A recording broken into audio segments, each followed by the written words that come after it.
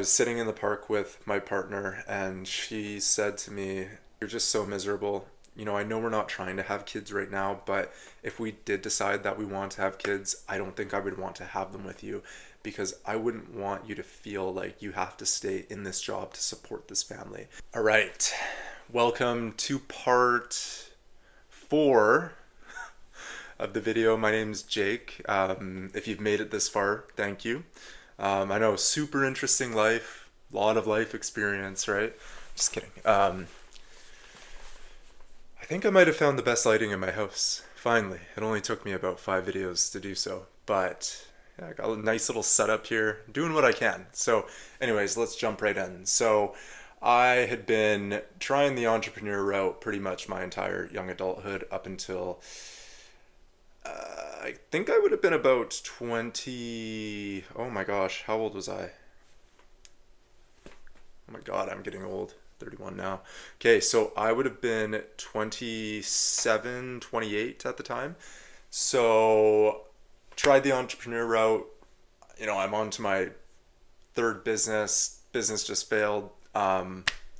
Super upsetting, kind of down, trying to figure out what I want to do with my life. 27 at the time, I feel like my life's ending. I don't have it figured out. So I think to myself, all right, let's try a 9 to 5. I know, scary. So I tried the 9 to 5. I applied at every single bank in my hometown and I end up getting an interview at one. And I get hired. So I'm not a banker. I don't have any banking experience. So I'm a teller, right? And I'm like, okay, well, this is going to suck. But I guess you got to start somewhere. I'm going to learn how to do this. I'm going to give it my all. I'll take whatever courses I need to work myself up to an advisor position. So I start banking. I'm a teller and I'm learning it. And I quickly realized, like, oh man, this is hard. This banking stuff is pretty hard. Even though I'm just a teller, I'm taking money. I'm, helping people with some day-to-day stuff, and really learning the framework of what banking is. So I start to take my CSC. So that is my Canadian Securities course, which allows you to become into that advisor role. And unfortunately, there is somebody already in the advisor role, so I'm kind of stuck where I'm at until that person leaves or until there's another bigger opportunity, right? So I'll be honest with you, I'm not loving banking at this point. It's stressful in its own weird way. You can't mess up because if you mess up, then that's not good for the branch. It's not good for you. It's not good for people's livelihoods, although things always got fixed. I just quickly realized, like, uh-oh, this doesn't feel good. But I stuck with it. Um, the 9 to 5 was nice for structure if you're not able to create structure for yourself. But I just found it didn't leave you a lot of time for after work, especially if you go to the gym, you work on your health, you cook dinner after the gym. By the time you're done cooking dinner, it's 7:30, 8 p.m. And then you try to be in bed for 10 p.m. so you can be up at 7 a.m. the next day, right? But anyways, so fortunately for me, the person that was in the advisor role that I wanted so dearly did not pass their CSC. So they ended up having to leave. Actually can't remember how that worked. Either they got laid off or they had to leave because they were not able to do the position because they did not have the qualifications for it. So luckily for me, I was through my first exam of this CSC. You're given, I think it was 3 to 6 months to complete it if offered this position. So of course I applied for it, applied for the advisor role. I'm 6 months into working at a bank. I'm like, hell yeah, get me out of this teller position. I've learned what I need to learn. And the crazy thing about that is I think I was in that position for 6 months and I was only 80% comfortable in it. There's so much to learn with banking and the right way to do things that it takes an incredibly long time to be comfortable in that position. So anyways, I end up getting the job. Yeah, let's go. I'm pumped. I'm going to be an advisor. This is what I want to work my way up to. Dealing with lower income, nothing over $100,000, but regardless, this is the next stepping stone into my career as a banker. And I felt on top of the world. I had 3 months to complete this exam. I completed it. I passed by 1%. I had 61%, so barely passed, but regardless, I still passed it on my first go. I was allotted, I think it was 2 attempts, so was very happy that I did it on my first go. And I get into the position, and it felt like, obviously, banking is sales. You're trying to get people into certain mutual funds. I was doing a bit of lending as well, so lines of credit. And this was in 2022. So it was right after COVID. Interest rates were incredibly high. And I'll never forget, this lady comes in and says, "Hey, I'm looking to buy a truck. I'm hoping to get a line of credit set up." And I say, "Oh, interesting.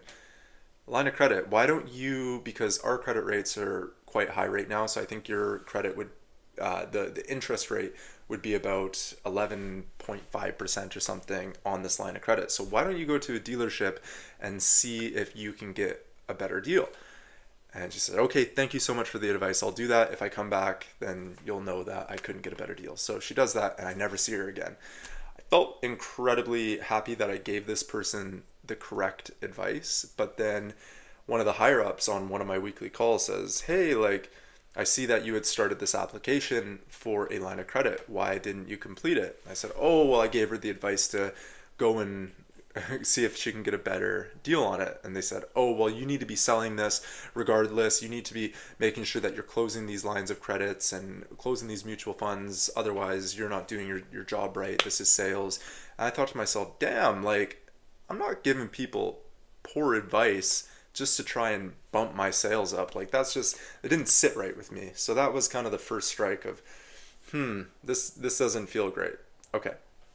So after about 6 months working in this role, the bank I was with, the Canadian sector was actually getting sold off to another major bank in Canada. We don't have a ton of banks. I'm sure you can figure out what that is, but I won't name names for now. So I'm excited because this bank that we were being sold to was actually the top of my priority list when I was applying at banks. So I was pumped to go and work there, and end up getting there, and it is an absolute shit show. Everybody's miserable. I lose my office. I am now working in a shared workspace. They're demoting me back down to teller because I need to learn things, and I get that. I need to learn things, but I've got all my clients coming over from my original bank and they need help, but here I am on the front lines and I can't help them, and I can't sit down with them. I can't book time off in my schedule because I'm supposed to be at the front, and it was just an absolute shit show. And I was so stressed out. I was so unhappy. I think the only nice thing about this was you got your paid time off, and you got your 2 weeks every year, and at least you had that. I never had that in business before. So that was probably the only perk of it. And at the end of the day, I was incredibly miserable. I absolutely hated this job. But I will say one thing is that the amount of financial literacy that I learned from this job is probably the number one takeaway. I learned how investments work. I learned how registered accounts work and how you can kind of avoid paying taxes from these registered accounts. So there was just so much that I learned, and I will never be upset for working at a bank because I think this is some of the most valuable knowledge that you can have. And although it did take up about 2 years of my life, I don't think I would change that. Um, I learned that 9 to 5s are not for me. I would never work another 9 to 5 again in my life, especially in an industry like that. So here's a fun little story about what got me to leave this job. So I'll never forget, I was sitting in the park with my partner, and she said to me, "Damn, Jake, you're just so miserable. I know we're not trying to have kids right now, but if we did decide that we want to have kids, I don't think I would want to have them with you, because I wouldn't want you to feel like you have to stay in this job to support this family. And that really resonated with me. The next Monday I went in and I quit. I gave my 2 weeks because she was right. I am miserable, and this isn't the type of life I want to lead for her or us or our future kids if we decide to have those. So that was that pivotal moment of, you're right. I need to get out of this because I'm not happy, and this isn't the life that I want for us or myself. So, like I said, the following Monday I went in, I gave my 2 weeks.